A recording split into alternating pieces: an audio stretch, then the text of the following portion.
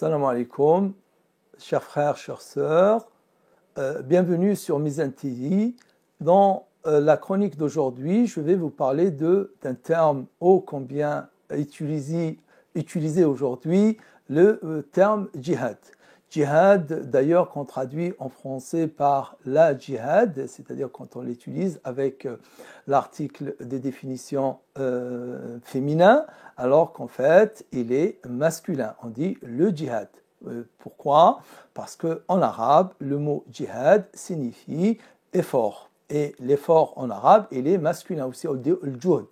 Comme pour tout terme, comme pour toute notion qui par la suite devient carrément un concept, c'est le cas, je parlerai de l'aspect concept du terme djihad, il vient des trois termes qui sont jim, ha et dal.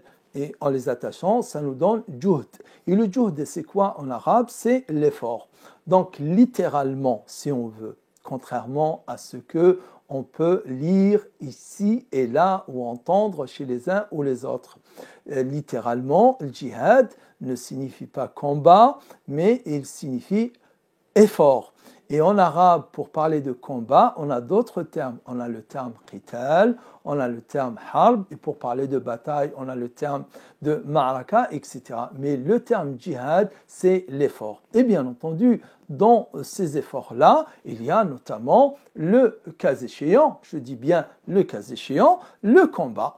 Face à l'ennemi quand les circonstances l'imposent, bien entendu dans des règles strictes qui ne sont en rien des règles qui vont à l'encontre des lois internationales et de la guerre juste, etc., des notions qui sont connues. Donc, quand on parle de djihad dans le vocabulaire coranique ou le vocabulaire prophétique, c'est en fait le djihad al-nafs, je dis bien djihad al-nafs, qui est l'alpha et l'oméga du djihad.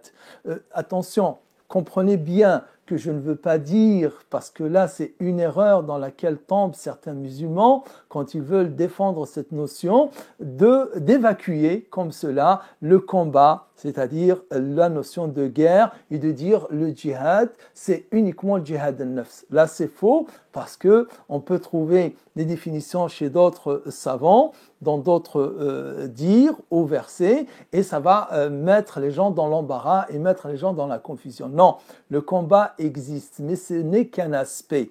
Mais djihad al-nafs, pourquoi je dis c'est l'alpha et l'oméga ? Parce que c'est par là qu'on doit commencer. Le prophète, sallallahu alayhi wa sallam, il dit le meilleur des djihad, c'est le djihad nafs. Le nafs, c'est quoi ? C'est en fait contre soi-même, c'est-à-dire contre ses penchants, contre ses inclinations, pour faire en sorte que son penchant, ses inclinations, sa direction soient conformes à la voie de l'islam et aussi tend à plaire à Allah. C'est ça ce qu'on appelle djihad al-nafs. Et pourquoi c'est l'alpha et l'oméga ? C'est l'alpha et l'oméga parce qu'en fait, avant de faire tout effort, on doit se tourner vers soi-même. Pourquoi je vais faire cela ? Est-ce que je le fais vraiment pour plaire à Allah ? Est-ce que je le fais vraiment pour m'attacher, me rapprocher d'Allah et m'attacher à sa satisfaction ? Ou bien je le fais pour autre chose. Donc et là, il faut faire un effort.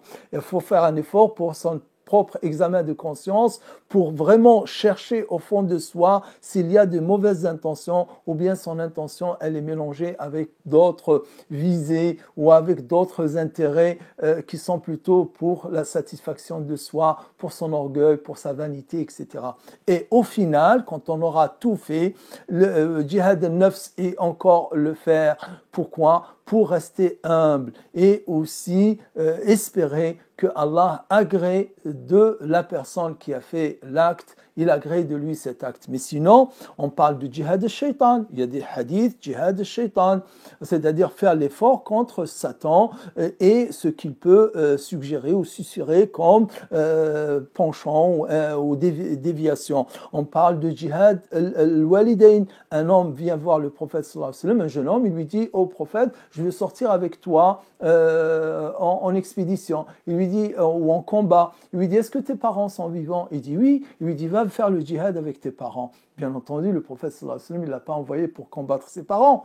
Non, il l'a envoyé pour faire ce qui plaît à ses parents, pour être bien, pour être bon, pour être pieux avec ses parents. Donc, il y a aussi le djihad, le hajj. Les femmes sont venues voir le prophète sallallahu alayhi wa sallam, ils lui ont dit, pourquoi les femmes, elles ne font pas de djihad? Il leur a dit, en fait, Allah, il vous a prescrit un djihad dans lequel il n'y a pas de combat. Comme ça, ce sont les termes même du prophète. Il leur a dit, Dieu, Allah, vous a prescrit un djihad dans lequel il n'y a pas de combat. C'est le pèlerinage. Il y a le djihad al-mal, combien de versets dans le Coran qui parlent de ça? Il y a le djihad al-kalima, c'est-à-dire le propos juste, le propos fort face à un tyran, face à une personne injuste.